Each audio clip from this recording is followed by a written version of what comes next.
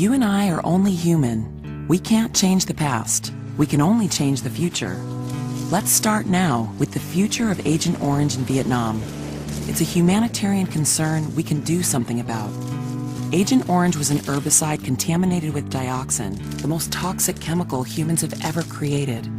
Dioxin is linked to birth defects, cancer, and other diseases.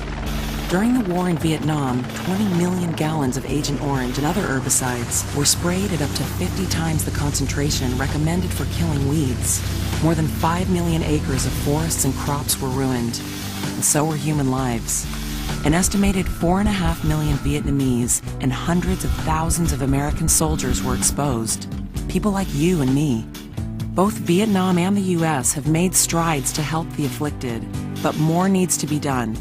Dioxin remains toxic for decades, especially in hotspots throughout parts of southern Vietnam, and its effects can be passed on from generation to generation. The past is over, but the human suffering caused by Agent Orange is not. Decades later in Vietnam, the food chain is still poisoned at the hotspots. Babies are still born with severe birth defects. People are still getting sick from the dioxin. It's tragic, but we can change that now. Some businesses, organizations, and church groups already are. There's even a plan of action to address the long-term effects of Agent Orange in Vietnam.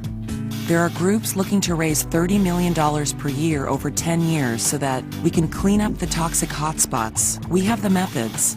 We can provide human resources to improve the quality of life. We can renew natural ecosystems for a healthier food chain. We can improve international relations between the US and Vietnam. Most of all, the plan of action can provide new hope for Vietnamese families affected by Agent Orange, affirm their dignity, and prevent future generations from suffering. You and I are only human, but together we can make Agent Orange history.